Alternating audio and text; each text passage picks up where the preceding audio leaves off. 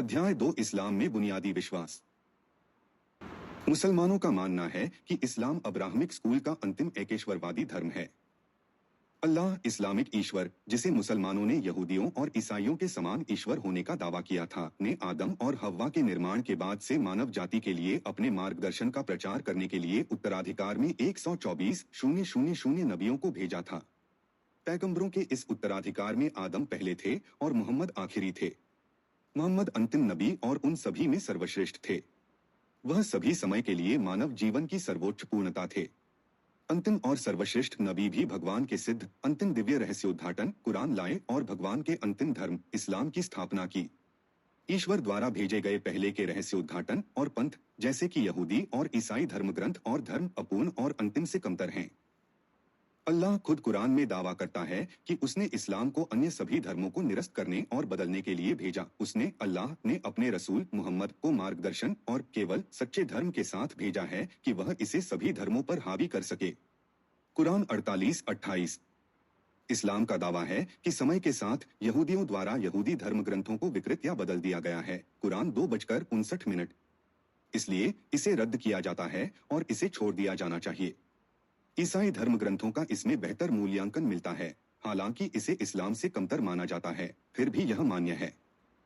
कुरान का दावा है कि ईसाई अपने मूल ग्रंथ कुरान 5:14 के कुछ हिस्सों को भूल गए हैं और उन्होंने अपनी शिक्षाओं को गलत समझा है और गलत तरीके से यीशु को ईश्वर का पुत्र मानते हैं। कुरान 5:72, 112, 2, 19, 34, 35, 4, 171।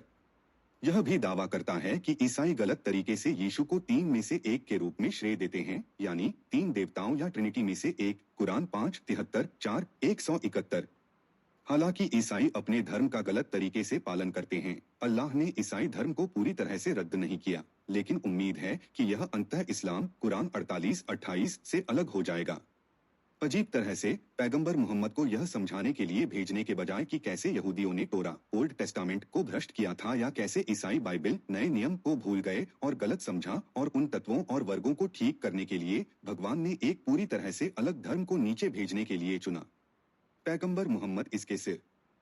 इस्लाम 2 मूलभूत घटकों पर आधारित है। पहला, कुरान में निहित ईश्वरीय रहस्योद्घाटन, और दूसरा, भविष्यवाणी की परंपराएं, जिन्हें हदीस या सुन्नत भी कहा जाता है। ईश्वरीय रहस्योद्घाटन मानव जाति के लिए ईश्वर का संदेश है, जो उनके अपने शब्दों में अरबी कुरान में निहित है। 610 और 632 के बीच इस्लाम के प्रचार और प्रचार के मोहम्मद के करियर के दौरान अल्लाह ने अपने देवदूत गैब्रियल के माध्यम से मोहम्मद को टुकड़ों और टुकड़ों में अपने रहस्योद्घाटन को पारित किया। मोहम्मद संभवतः एक अनपढ़ व्यक्ति थे। हर बार जब गैब्रियल भगवान के छंदों के साथ आया तो उसने मोहम्मद को इसका उच्चारण किया जब तक कि बाद वाले ने इसे शब्द से याद नहीं किया। मोहम्मद ने तब इसे अपने पढ़े लिखे शिष्यों द्वारा लिखा था ताकि उन्हें बिल्कुल ईश्वर के वचन के रूप में रखा जा सके। उन्होंने इसे अपने पसंदीदा शिष्यों के एक समूह द्वारा कंठस्थ भी करवाया। पैगंबर मोहम्मद की मृत्यु के बाद इन खुलासे को कुरान के रूप में जाना जाता है। कुरान की सामग्री इसलिए इस्लामी भगवान के सटीक शब्द हैं, जो इस दुनिया में मानव जीवन को ठीक उसी तरह से निर्देशित करने के लिए हैं जिस तरह से वह चाहते हैं। इस तरह का जीवन विश्वासियों को मृत्यु के बाद अल्लाह के स्वर्ग तक पहुंचने और उसमें उसके अंतहीन उपहारों को प्राप्त करने में सक्षम बनाता है।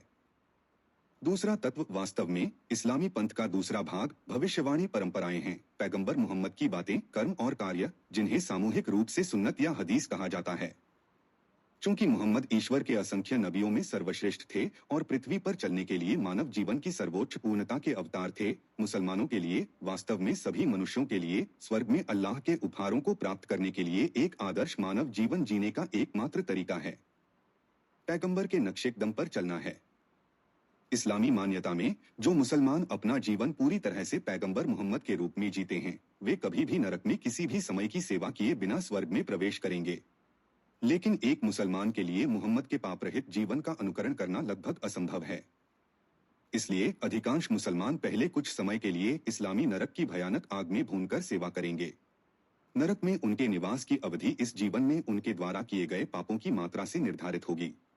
इसके बाद वे अनंत काल तक रहने के लिए स्वर्ग में प्रवेश करेंगे। अल्लाह के कारण लड़ते हुए शहीद के रूप में मरेंगे। उदाहरण के लिए जिहाद या पवित्र युद्ध में शामिल होने के दौरान कुरान 9:111 और देखें अध्याय 3 में। इसलिए वे सैकड़ों मुसलमान जो अपने जीवन काल में पैगंबर मोहम्मद द्वारा निर्देशित और या निर्देशित युद्धों में लड़ते हुए मारे गए, साथ ही उन सैकड़ों हजारों जो बाद की शताब्दियों में इस्लामी पवित्र युद्धों में मारे गए और जो वर्तमान में मर रहे हैं और करेंगे भविष्य में मरेंगे, सीधे इस्लामिक स्वर्ग में उतरेंगे। अन्य मुसलमान जो एक सामान्य मौत मरते हैं, उन्हें दुनिया के अंत के बाद न्याय के दिन तक इंतजार करना होगा ताकि अल्लाह यह तय कर सके कि उन्हें प्रवेश करने से पहले कितना समय नरक में बिताना होगा। स्वर्ग। इसलिए मुसलमानों के बीच यह एक सार्वभौमिक इच्छा बनी हुई है कि वे पैगंबर मोहम्मद के जीवन का अनुकरण करें, अर्थात उनके कार्यों और बातों का सूक्ष्म विवरण में। मुस्लिम जीवन का अन्य वांछनीय परिणाम काफिरों के खिलाफ इस्लामी पवित्र युद्ध में शहीद बनना है, विशेष रूप से गैर मुस्लिम नियंत्रण के तहत कुश्ती क्षेत्रों द्वारा इस्लाम के क्षेत्र का विस्तार करने के लिए। मदीना में पैगंबर मोहम्मद के मार्गदर्शन में मुसलमानों के नवोदित प्रारंभिक समुदाय ने खुद को जिहाद से लड़ने के पेशे में पूरी तरह से समर्पित कर दिया था और उन युद्धों से प्राप्त दैवीय रूप से स्वीकृत लूट पर रहते थे। अपने भविष्यवाणी करियर के 22 वर्षों के दौरान मोहम्मद अल्लाह के निकट संपर्क में थे। अल्लाह उनके जीवन के लगभग हर कदम पर सभी परिस्थितियों में उनका मार्गदर्शन कर रहा था, चाहे युद्ध में कठिनाइयां हों, कैदियों से निपटना, पारिवारिक विवादों को सुलझाना आदि। अल्लाह ने पैगंबर के कार्यों पर निरंतर निगरानी रखी। जब भी मोहम्मद ने कोई गलती की, अल्लाह उसे चेतावनी देने, सुधारने या मार्गदर्शन करने के लिए था। इसलिए मोहम्मद के भविष्य सूचक करियर के दौरान हर कहावत या कार्य दैवीय रूप से निर्देशित या दैवीय प्रकृति का था। तदनुसार अब्दुल हामिद सिद्दीकी विद्वान और सही मुस्लिम भविष्यवाणी परंपराओं का एक संग्रह के अनुवादक दावा करते हैं कि सुन्नत दैवीय मूल की है। कुरान और सुन्नत की शिक्षाएं हैं, निकाली गई से नहीं मानव एजेंसी तथा हैं सब प्रेरित द्वारा परमेश्वर तथा इसलिए ट्रांसेंड सब सामग्री या सांसारिक विचार। इसलिए पैगंबर की सुन्नत इस्लामी पंथ का एक अतिरिक्त और अर्धदिव्य घटक है जिसका मुसलमानों को सावधानी पूर्वक पालन करना चाहिए। मुसलमानों के लिए पैगंबर मोहम्मद के जीवन का अनुकरण करने की इच्छा केवल एक सैद्धांतिक कटौती नहीं है। इसके बजाय अल्लाह अक्सर मुसलमानों को कुरान के निर्देशों के साथ पैगंबर का पालन करने की आज्ञा देता है।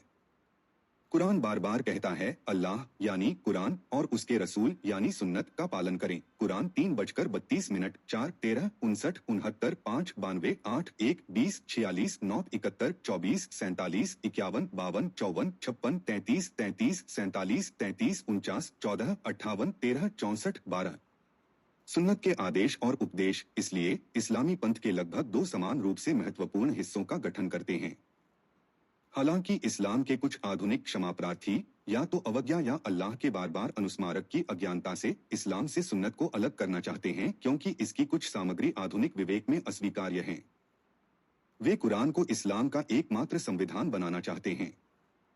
हालांकि पैगंबर मोहम्मद की मृत्यु के 200 से अधिक वर्षों के बाद उत्कृष्ट इस्लामी विद्वानों द्वारा संकलित सुन्नत कुरान के संदेशों के साथ काफी हद तक सहमत है और इस्लाम उलेमा के धार्मिक डॉक्टरों द्वारा स्वीकार किया गया है। सदियों शरिया या इस्लामी पवित्र कानून इस्लाम का एक और अनिवार्य घटक है। शरिया कानून एक अलग घटक नहीं है बल्कि कुरान और सुन्नत से व्युत्पन्न है। हालांकि मोहम्मद ने भगवान के छंदों को टुकड़ों में लिखा था और उन्हें अपने कई शिष्यों द्वारा कंठस्थ भी किया था, उन्होंने उन्हें एक पुस्तक में संकलित करने की जहमत नहीं उठाई। कुरान जिसे हम आज जानते हैं तीसरे खलीफा उस्मान के शासनकाल के दौरान इकट्ठा किया गया था। इसी तरह हालांकि अल्लाह बार बार मुसलमानों को पैगंबर का पालन करने के लिए कहता है, मोहम्मद ने दुनिया के अंत तक मुसलमानों का पालन करने के लिए उनके कार्यों का विवरण देते हुए उनकी जीवनी या इसे दूसरों द्वारा लिखने की उपेक्षा की। जाहिर है इस्लामिक ईश्वर मोहम्मद को उनकी आयतों को एक किताब यानी कुरान में इकट्ठा करने या उनकी आत्मकथा यानी सुन्नत लिखने के लिए याद दिलाना भूल गए थे। इस्लामी पंथ के दो मूलभूत घटक जिनका मुसलमानों को सख्ती से पालन करना चाहिए बिल्कुल भी समय। पैगंबर मोहम्मद की मृत्यु के बाद कुछ बुद्धिमान मुसलमानों ने अल्लाह और उसके पैगंबर की इन कमियों को पूरा किया। उन्होंने महसूस किया कि दैवीय छंदों और सुन्नत का व्यवस्थित संगठन इस्लामिक पंथ के अविरल प्राचीन रूप में जीवित रहने के लिए आवश्यक होगा। इसलिए उसी तरह के भ्रष्टाचारों से बचने के लिए जो अल्लाह के पहले के ग्रंथों सुसमाचार और तोरा में हुए थे, उन्होंने मोहम्मद की मृत्यु के लगभग 2 दशक बाद कुरान को पहली बार इकट्ठा किया। इसके बाद शानदार इस्लामी विद्वानों की दो धाराओं ने इस्लाम को सही रास्ते पर लाने के लिए दो अलग अलग हरकुलियन परियोजनाओं को शुरू किया। पहली परियोजना सुन्नत को इकट्ठा करने की थी, जिसकी शुरुआत पवित्र मुस्लिम विद्वान इब्न इशाक द्वारा लगभग 750 ईस्वी में पैगंबर की पहली जीवनी के संकलन के साथ हुई थी। इसके बाद कई प्रसिद्ध मुस्लिम विद्वानों और शोधकर्ताओं ने पैगंबर मोहम्मद के जीवन पर कठिन और सावधानी पूर्वक शोध करने के लिए क्षेत्र में कदम रखा। उन्होंने अरब भर में भूमि को खंगाला, हिजाज से सीरिया तक, फारस से मिस्र तक कई लोगों के साक्षात्कार के लिए और पैगंबर के हजारों कथनों, कार्यों को इकट्ठा किया। वहां थे 6 प्रतिभाशाली हदीथ संकलक, जिसका संकलन पास होना गया मान्यता प्राप्त जैसा विश्वसनीय। अल बुखारी 810 से 870 ने 7275 प्रामाणिक हदीसों का संग्रह किया, जिन्हें सही बुखारी कहा जाता है।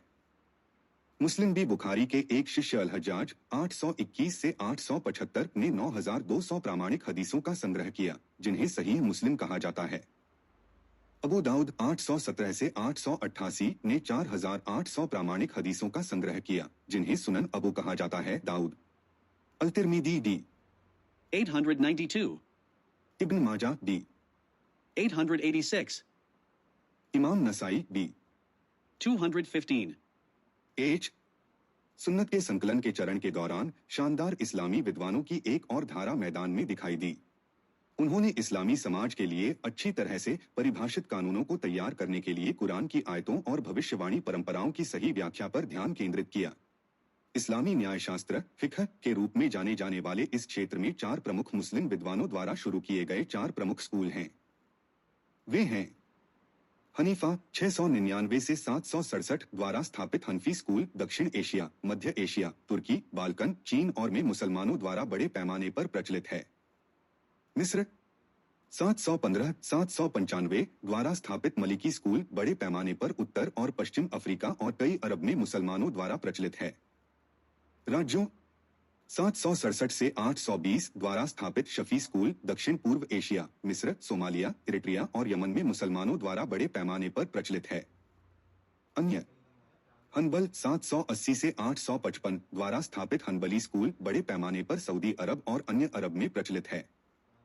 राज्यों प्रसिद्ध मुस्लिम इतिहासकार इब्न खल्दुन के अनुसार फिक्ह ईश्वर के नियमों का ज्ञान है जो उन व्यक्तियों के कार्यों से संबंधित है जो स्वयं कानून का पालन करने के लिए बाध्य हैं, जो आवश्यक है, वाजिब, निषिद्ध, हराम, अनुशंसित, मंडीब, अस्वीकृत, मकरूह या केवल अनुमति, मुबाह। इस्लाम में इस्लामी न्यायशास्त्र के 4 प्रमुख स्कूलों के संस्थापकों और विद्यार्थियों ने इस्लामी कानूनों और उपदेशों का एक संग्रह बनाने के लिए 3 शताब्दियों में उत्कृष्ट शोध किया, जिसे सामूहिक रूप से इस्लामी पवित्र कानून या शरिया के रूप में जाना जाता है। कुछ अपवादों के साथ इस्लामी कानूनों के ये स्कूल केवल मामूली विवरणों में भिन्न हैं, लेकिन सार में बहुत कम हैं। अल्लाह इस्लामिक ईश्वर ने इस्लाम को संपूर्ण मानव जाति के लिए जीवन की अंतिम संहिता कुरान 5:03 के रूप में प्रस्तुत किया था। दूसरे शब्दों में, इस्लाम मानव जाति के लिए अल्लाह की इच्छा के अनुसार जीवन जीने के लिए एक विस्तृत मैनुअल है। इसलिए इस्लाम के पास मानव जीवन की हर संभावित घटना, स्थिति और क्रिया के लिए एक समाधान या दिशा निर्देश है। शरिया में ईश्वरीय कानून, प्रोटोकॉल और उपदेश शामिल हैं जो मनुष्य को जीवन में हर स्थिति में पालन करने के लिए होते हैं, चाहे वह खाना, शौच करना, स्नान करना, सेक्स करना, प्रार्थना करना, युद्ध लड़ना या कोई अन्य परिस्थिति हो, वे खुद को इसमें पा सकते हैं। शरिया कानून मुस्लिम जीवन के सभी क्षेत्रों को कवर करता है, आध्यात्मिक, सामाजिक, वित्तीय और राजनीतिक। इस्लाम में आध्यात्मिक, धार्मिक और सांसारिक के बीच कोई अलगाव नहीं है। इस्लाम मानव जाति के लिए सांसारिक समस्याओं का एक ही समाधान है। इसलिए इस्लाम तुर्की के विद्वान डॉक्टर सेदत लेसिनर की पुष्टि करता है, न केवल एक धर्म है बल्कि एक राजनीतिक, आर्थिक और सांस्कृतिक व्यवस्था का नाम भी है। प्रोफेसर एम उमरुद्दीन अलीगढ़ मुस्लिम विश्वविद्यालय भारत इस्लाम और राजनीति के बीच के संबंध को अविभाज्य मानते हैं। वह जोर देकर कहते हैं कि इस्लाम शब्द के सामान्य अर्थों में एक धर्म नहीं है। यह विचार कि धर्म का संबंध केवल मनुष्य की आंतरिक अंतरात्मा से है, जिसका सामाजिक आचरण से कोई तार्किक संबंध नहीं है, पूरी तरह से विदेशी है, बल्कि इस्लाम के लिए घृणित है। इस बात पर जोर देते हुए कि इस्लाम के धार्मिक उपदेश मानव जीवन के सभी पहलुओं को कवर करते हैं, उन्होंने आगे कहा, यह एक सर्वव्यापी प्रणाली है, जीवन का एक पूरा कोड है जो मानव गतिविधि के हर चरण और मानव आचरण के हर पहलू को प्रभावित करता है। संक्षेप में, कुरान और सुन्नत इस्लाम के प्राथमिक संविधान हैं। शरिया कानून इन 2 प्राथमिक स्रोतों से प्राप्त हुए हैं। कुरान, सुन्नत और शरीयत मिलकर इस्लामी पंथ की पूरी नींव बनाते हैं। वे सभी समय और स्थानों के लिए मुस्लिम जीवन और समाज के लिए अनिवार्य पूर्ण मार्गदर्शक हैं। अध्याय 2 इस्लाम में बुनियादी विश्वास।